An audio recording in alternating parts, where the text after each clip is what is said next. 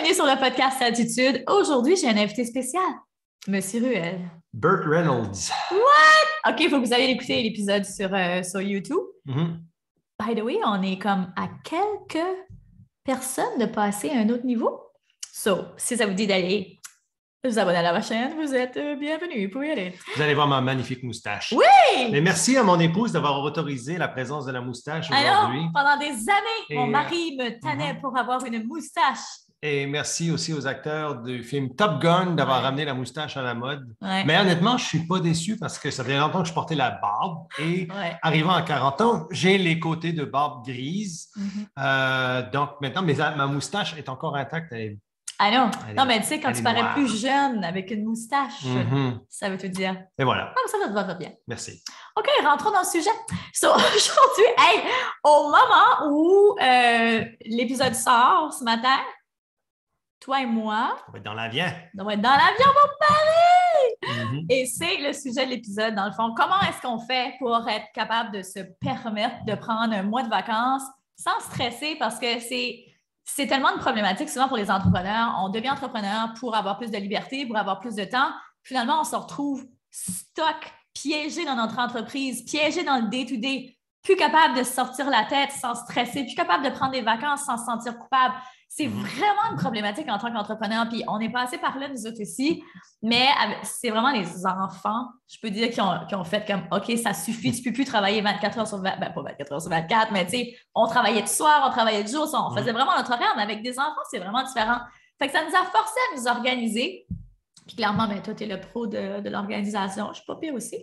Mais on va vous donner nos trucs, dans le fond. Comment est-ce qu'on fait pour être capable de se permettre de faire ça? So, truc number one.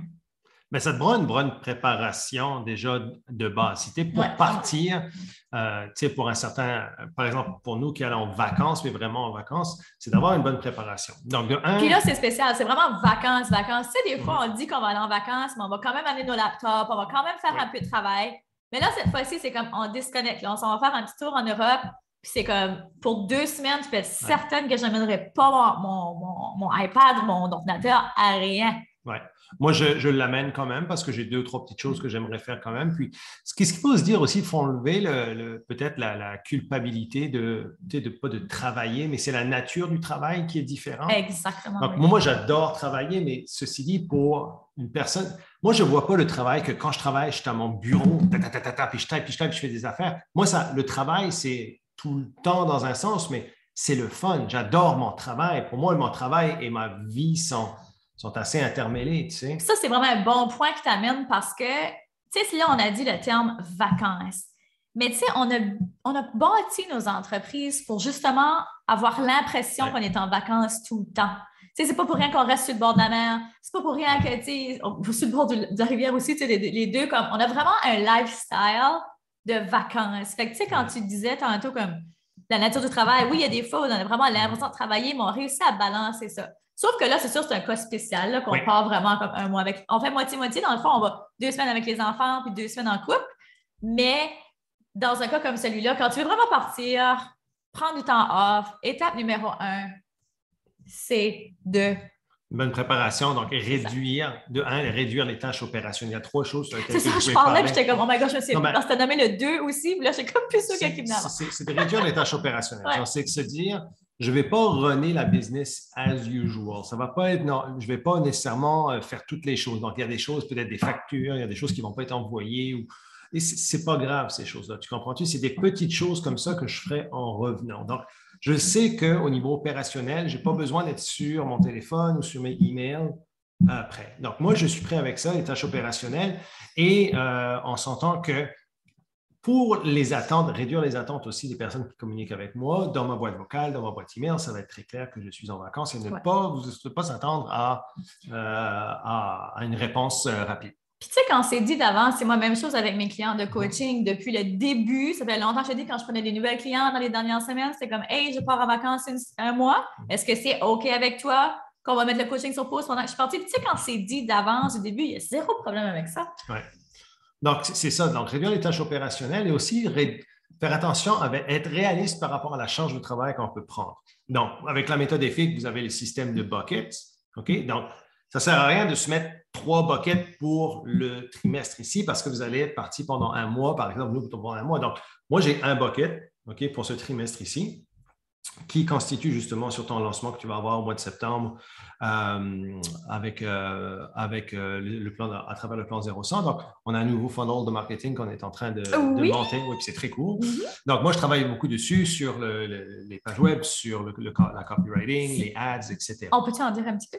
Ben, si tu veux. Une petite mini-chose que j'ai envie de dire, c'est que le plan 0-100, la dernière fois, quand je l'ai runné, je l'ai fait toute seule.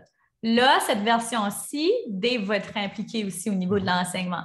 Fait qu'on est vraiment en train de rajouter, puis il était déjà très complet, mais encore plus de substance dans cette version-là. Ouais.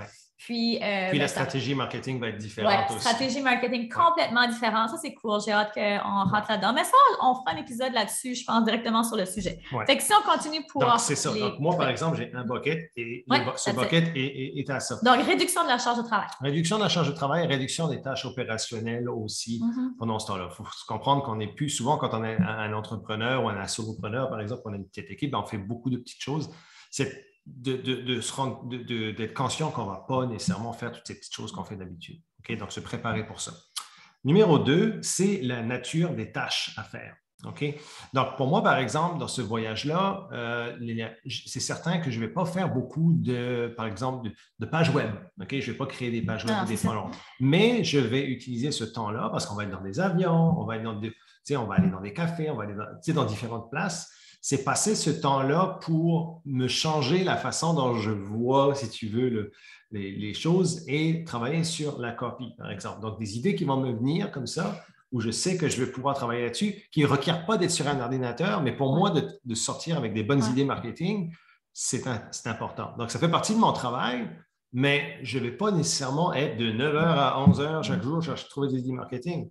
C'est de me permettre l'ouverture qui va m'amener à nous. Puis nos discussions aussi, parce que ça, c'est pas souvent que toi et moi, on va être 2 semaines ensemble tout le temps sans enfants. Oui. Donc, on va pouvoir... C'est la première fois que ça va arriver. Ben oui, mais on va pouvoir avoir des discussions, si tu veux, par rapport à différentes choses. Et moi, certaines questions que j'aurais, etc., par rapport à la vision, à la copie, au marketing, ben, je peux te les poser parce qu'on va être à tête reposé, on va être dans un différent contexte. Oui, puis c'est vrai qu'en vacances, je ne sais pas pour vous écouter, mais c'est souvent là que j'ai mes meilleures idées. Même chose quand je m'entraîne, c'est souvent là que comme les idées ressurgissent le plus. Dans la douche. Fait que tu sais, je dis dans la douche, oui, c'est vrai. Ouais. Fait que tu sais, je dis que je ne vais pas travailler parce que je n'emmène pas mon ordi.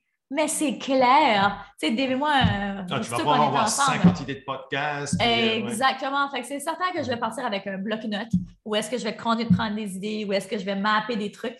Mais tu sais, c'est ça, je ne vais pas faire de petites tâches routinières d'avance.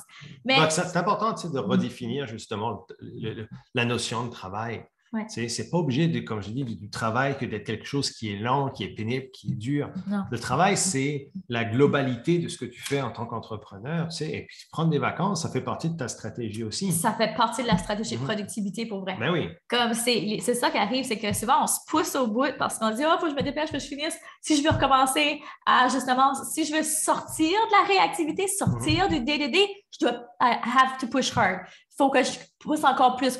Mais des fois, la solution, c'est d'arrêter justement. D'arrêter, prendre un pas de recul, puis se reposer. Puis aussi, c'est de te dire, j'ai parlé dans le premier point, réduire les tâches opérationnelles. Si on se dit que je ne suis pas en mesure de ne pas faire des tâches opérationnelles, c'est peut-être qu'il y a une opportunité dans votre entreprise d'aller chercher un petit peu d'aide. Aussi. Vous pouvez aller chercher un VA, un assistant virtuel, une assistante virtuelle pour quelques heures par semaine qui peut faire des tâches pour vous pendant ce temps-là. Nous, on est chanceux quand même, on a une belle équipe qui fait des tâches pour nous, mais ça fait quand même aussi plusieurs années qu'on monte des processus. Ouais. Donc, par exemple, là, on est en plein, pour la compagnie intentionnelle, on a développé une nouvelle stratégie marketing avec le marketing d'affluence. Andréane, qui s'occupe de ce processus-là, elle sait exactement ce qu'elle doit faire, elle le run. Je l'ai préparé aussi, on s'est préparé ensemble depuis les 4 dernières semaines pour que cet été, voici le plan, puis elle va être capable de le monter. Et moi, je n'ai pas besoin d'être là nécessairement. Elle va pouvoir peut-être me donner un petit update ici et là, mais il n'y a pas besoin de mon intervention. Mais ça, c'était un autre point aussi que je voulais nommer. Quand on a parlé de la préparation au niveau concret, ça fait des mois qu'on se prépare à ce voyage-là, tu comprends? Moi, ça fait des mois que j'avertis mes clients, ça fait des mois que je sais que dans mon planning, il n'y aura rien là. C'est pas quelque chose qui est juste une fling comme ça. malgré que je pense qu'il y a quand même des façons de s'organiser. Mettons que tu dis, j'en peux plus dans 2 semaines, je vais prendre des vacances. Il y a des façons de faire ce processus-là plus vite, là, right? Oui. Mais nous, dans notre process, ça fait longtemps que tu es planifié. Fait que ça fait longtemps qu'on s'y prépare. Fait que il y a zéro stress, là. Ben non, c'est ça, on s'y prépare depuis longtemps. Et puis, faire attention aussi que ça n'amène pas un stress financier à votre entreprise. Ça peut être aussi un signe que si le stress financier est trop gros, que votre entreprise, il y a peut-être au retour des choses à changer et à amener. Donc, ça, justement, bon segue pour le point numéro 3, c'était avoir un plan pour le retour. Ouais. Donc, quand vous arrivez de vacances, que vous sachiez exactement ce que vous allez faire. Donc, on le fait avec la méthode EFIC à chaque trimestre, on le fait chaque semaine aussi, on se prépare, mais c'est de se dire, voici ce que je vais me permettre de faire pendant les vacances, dans un sens, ou à quoi je vais réfléchir, ou peu importe, mais d'avoir un plan d'action clair pour quand vous revenez. Et nous, ce qui est intéressant, c'est que quand on revient, on est littéralement à quelques semaines de lancer ton... ça va être comme oui. C'est ça. Donc, moi, je dois être prêt déjà. J'ai quelques semaines à me préparer, mais ça doit être d'être prêt pour les prochaines étapes. Donc, c'est ça. Moi, on est prêt. L'affaire, c'est ça, c'est d'avoir des plans. Un plan pour se préparer, un plan pendant que tu es parti, puis un plan quand tu t'en viens. Puis pourquoi Puis tu sais, ça, c'est une partie de la méthodologie EFIC aussi. Quand tu sors de ta tête, tout ce qu'il y a à faire. Tu sais, quand tu dis, je ne peux pas y aller en vacances, je ne peux pas me permettre parce que j'ai trop d'affaires sur ma liste, prends donc le temps de faire des processus, d'aller regarder, OK, qu'est-ce que j'ai vraiment sur ma liste? Comment est-ce que je peux mettre ça en processus? Comment est-ce que je peux déléguer? Puis tu vas t'apercevoir assez rapidement que, finalement, ça se fait, c'est totalement faisable, tu sais. Ben oui. Fait que des fois, c'est juste ça, c'est juste au niveau de la planification. Fait que c'est des petits trucs vraiment simples, mais je pense qu'ils sont super concrets puis que tout le monde peut appliquer parce que c'est important de prendre des vacances. Puis ça fait tellement partie aussi de notre philosophie de vie dans l'harmonie travail-famille. Tu sais, on appelle vraiment ça de l'harmonie travail-famille et non de la balance travail-famie parce qu'on croit que c'est un tout, un vient avec l'autre. Fait que tu sais, comment est-ce qu'on peut mieux vivre? Exactement. Lifestylepreneur, hashtag. Ben, ça fait partie du tout. Puis je pense après, c'est toute une question de comment est-ce on voit son entreprise et comment on se voit en tant qu'entrepreneur. Pour nous, c'est important le lifestyle, mais comme tu l'as dit tout à l'heure, on l'a intégré dans notre vie de tous les jours. On a fait des choix conscients dès le départ qu'on voulait vivre dans un tel environnement, qu'on voulait avoir telle ou telle chose. Donc ça, c'était très clair.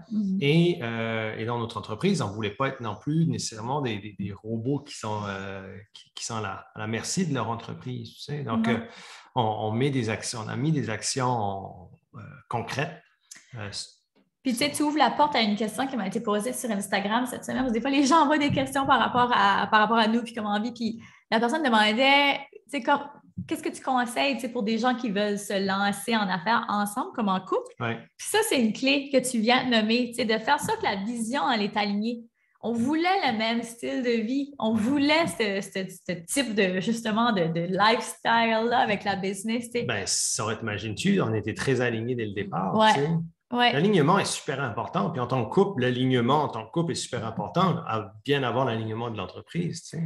Oui, c'est ça. Tu sais, je ne suis pas sûre que je conseillerais à quelqu'un, mettons, qui vient juste de rencontrer la personne qui l'a, tu sais, de se lancer en business. Je pense qu'il faut quand même qu'il y ait une relation assez solide d'installer.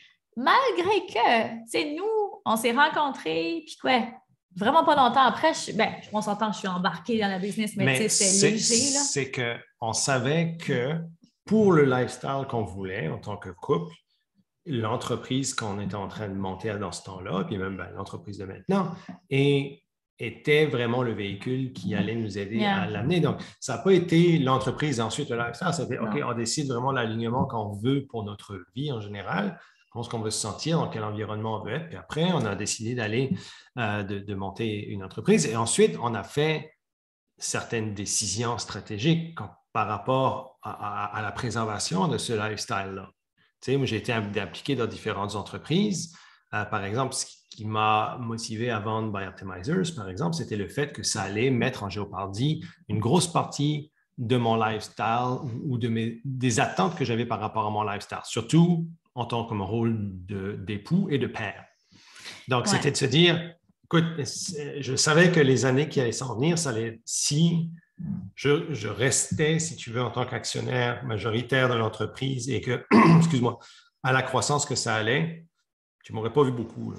C'est ça. Puis ça a été un choix qui a quand même, je ne sais pas si on en a déjà parlé sur le podcast, mais ça a été un choix qui a été assez Ben, plus ou moins difficile. Ça a quand même pensé parce qu'elle ne veut pas, ça représentait énormément d'argent. C'était une belle business encore, une belle business by Optimizer, ça run Ça a encore. grossi. Ça a grossi, c'est rendu. C'était la confirmation aussi que mon Ouais, choix de lifestyle était ouais. justifié parce que la croissance est super. Oui, tu sais, c'est comme des fois, il faut que tu décides qu'est-ce que tu veux vraiment comme lifestyle, puis qu'est-ce qui pèse dans la. Qu'est-ce qui est plus important, tu sais. Ouais, Puis ben, dans tu sais, ce cas-là, toi, ton lifestyle, c'était plus important. mes cofondateurs n'avaient pas d'enfants. Non, Donc, mais oui. leur Mais là, niveau, je Matt te vient dis, toujours d'avoir un enfant, on oui, s'entend, là, tu sais, mais ça a été pendant des années. ben c'est ça, mais le niveau d'agressivité qu'ils avaient en affaires, comparativement à moi qui avait une petite fille une petite fille qui avait 1 an, un petit peu plus d'1 an à cette époque-là, c'était pas la même chose. Donc, puis c'est pas des reproches envers eux, c'est juste Non, une du tout, c'est différence juste de qu'il y a une contexte. différence de contexte. Ouais, et puis ça allait bien moi quand j'étais, quand on n'avait pas d'enfants, comme tu l'as dit, pas d'enfants, on pouvait faire on pouvait travailler tard, etc. Mais là, j'ai pas eu cette option-là. Et puis, on savait que nous, on voulait quand même, on voulait un deuxième enfant aussi. Donc, c'était des décisions des décisions difficiles, mais toujours pour préserver l'alignement qu'on s'était fixé. Puis, sais-tu quoi, tu sais, comme moi, ça me fait réfléchir parce que je suis sûre qu'une des questions que vous sûrement vous posez, c'est quoi? Ça veut dire que si tu as une famille et tu veux un lifestyle, tu ne peux pas avoir une grosse business et faire de l'argent? Non, c'est pas ça du tout. C'est juste que dans le contexte là, à la situation là où est-ce qu'on était, la business grossissait trop vite pour ce qu'on pouvait en prendre. Exactement. Moi, je faisais des fausses couches à répétition, j'avais Charliana qui était bébé, fait que c'était vraiment tough. Tandis que là, nos enfants sont nés, sont en train de grandir, sont en santé. Nos business se sont solidifiés depuis. On a instauré des processus depuis. Là, on se sent plus solide pour en prendre. Ça ne vient pas genre ébranler tout notre lifestyle. Fait que, tu sais, des fois, quand on dit que chaque chose en son temps, ça, j'y crois vraiment beaucoup aussi.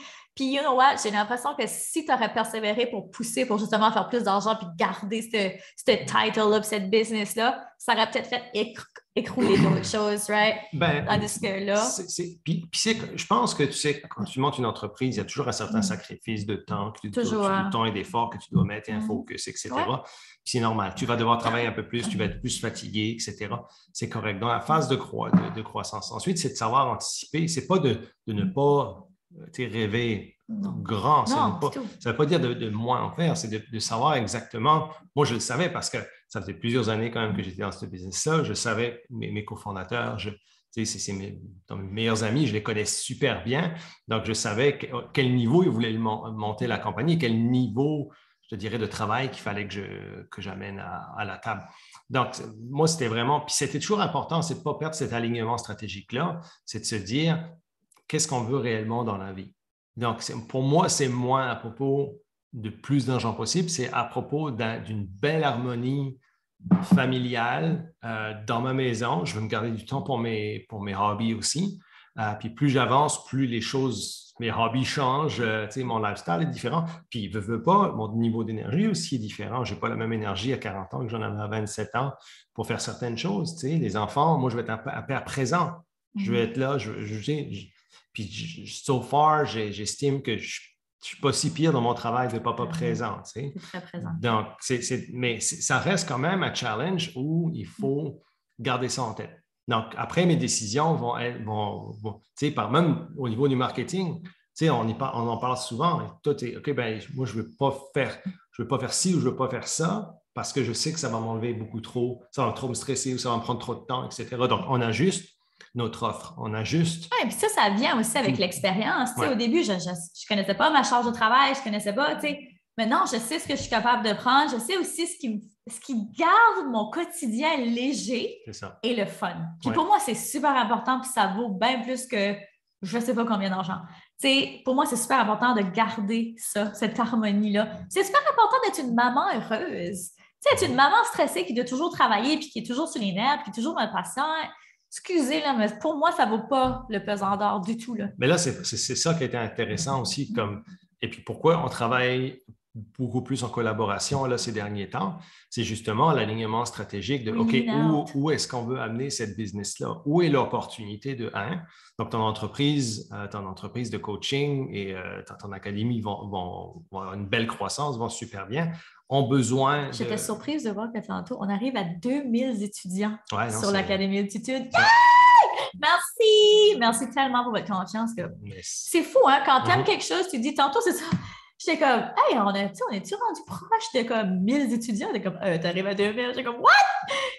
Mais ça fait pas si longtemps que ça. Ça fait 1 an et demi, 2 ans peut-être que tu rentres vraiment plus dans ce milieu-là je dirais, d'éducation, de coaching. Oui, c'est quand même nouveau, la business de coaching. Et puis honnêtement, maintenant, je pense que tu es rendu à un point où, OK, on a besoin de grossir cette entreprise-là, mais en ayant des offres appropriées, en ayant une équipe appropriée. Et puis, ça prend de l'effort, ça prend du temps. Et puis, comme tu as dit, la décision est venue de comment garder ton quotidien léger. Toi, tu es très bonne tu as ta sphère de génie, surtout à travers ta communication, à travers ta communauté.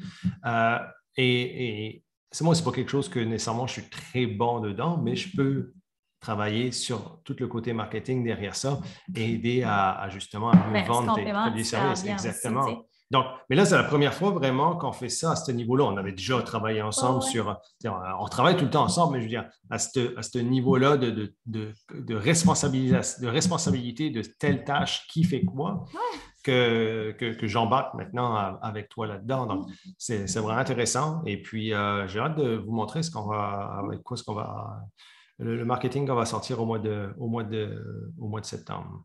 C'est vraiment intéressant. Puis tantôt, je viens juste de terminer une autre entrevue il n'y a pas si longtemps qui est sortie la semaine passée. Si vous ne l'avez pas encore écouté, avec Frédéric Bergeron de Fit for Us, qui elle aussi travaille avec son chum.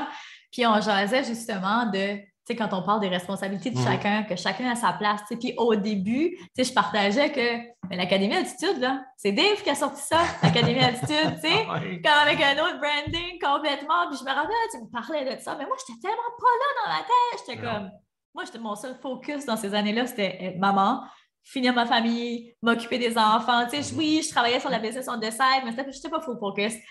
Tu avais ta pratique aussi un petit peu. Oui, j'avais ma pratique aussi à ce moment-là. Puis, tu sais, ça ne me parlait pas pendant tout. Puis, le shift est arrivé après. Puis là, toi, entre-temps, le désintérêt s'était fait. Tu as vu que le coaching, c'était pas fait pour toi. Puis là, à la fin, tu étais comme, pourquoi tu ne reprends juste pas l'Académie Altitude? J'étais comme, oh non, le branding. Puis, j'ai fait un coaching. J'étais en coaching à ce moment-là avec Karine Ricard.